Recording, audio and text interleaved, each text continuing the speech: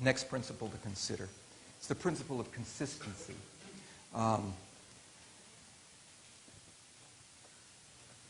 People prefer to be consistent within their own actions, beliefs, opinions, perceptions of the world. And they don't want to be seen as inconsistent by those around them.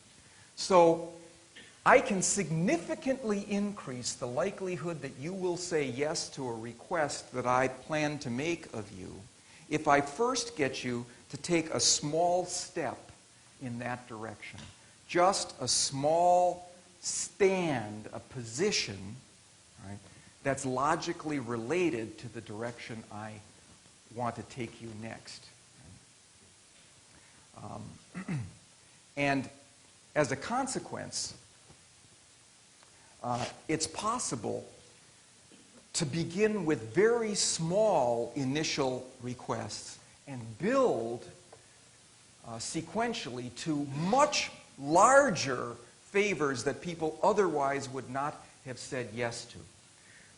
Let me give you an example. Could we have the lights up, please, of one of these small initial requests or commitments that we can get people to make, and then they will become more consistent and willing to move in favorable directions.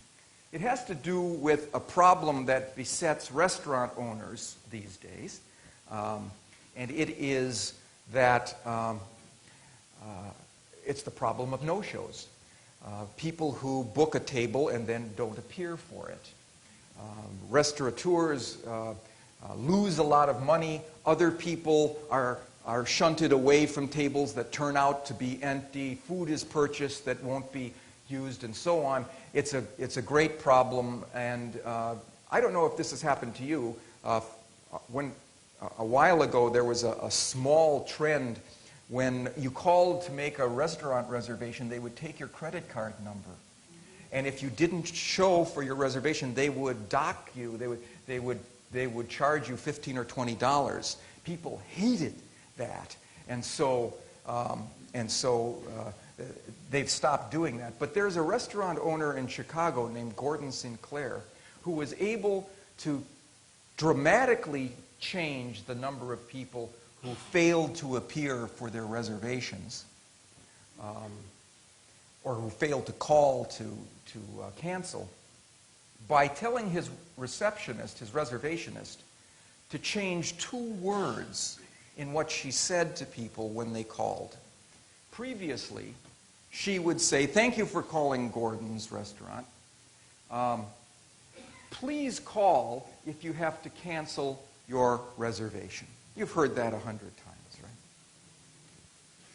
Any ideas of what 2 words could be modified in this statement to engage an initial public commitment that then led logically to the behavior in question? Anybody got an idea? Okay, this is great. Look, in 2 to 3 seconds, you were able to come up with an answer that had befuddled restaurateurs for decades. Because we were talking about it in terms of a principle of influence, commitment, and consistency. And I heard several right answers, but there was one that fit with the one that Gordon Sinclair requested. It was to say, "Will you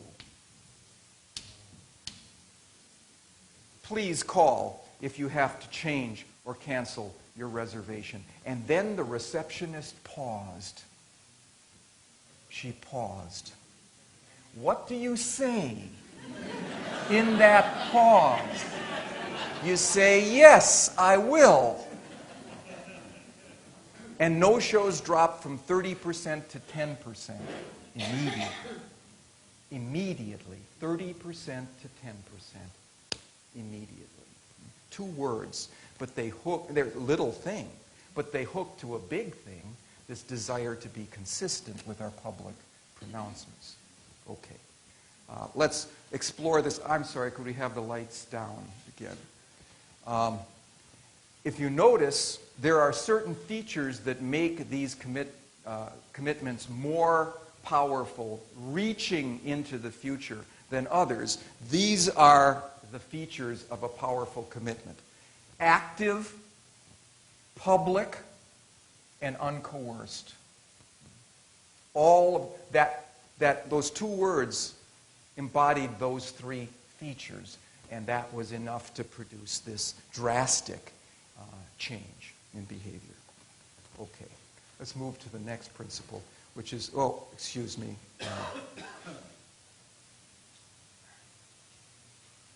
Okay, this is a scientific audience. Let's go back to the data. Let's talk about this set of principles, active and public. One of the best ways to get people to actively commit is to ask them to write down what they have agreed to. Without the leverage of a written commitment, people often forget or conveniently change their memory of what it is that they committed to. But if it's there on paper, in their own handwriting, it's an irrevocable testament to that commitment. The second thing about written commitments, besides that they are active, is that they become public documents. They can be shown to other people. And we want to be consistent in the eyes of those around us, not just in our own eyes. For those reasons, active public commitments, written commitments, are very effective. When I was learning how to sell vacuum cleaners door to door, it was a hard sell. And a lot of times people would bail out after the salesperson left their door because the reason they decided in that direction had to do with the pressure that the salesperson was putting on them. When the salesperson left, so went the pressure. And so a lot of them would call and cancel because you have 3 days to cancel any contract that's made in a door-to-door exchange. Well, what these sales professionals learned was that a significant way to reduce the likelihood that people would back out of their contracts was extraordinarily simple. Instead of having the salesperson fill out the agreement of the contract, they had the customer write in his or her own handwriting, the features of the contract, the same features. But if you did it actively and publicly, you were less likely to abandon that commitment. Okay.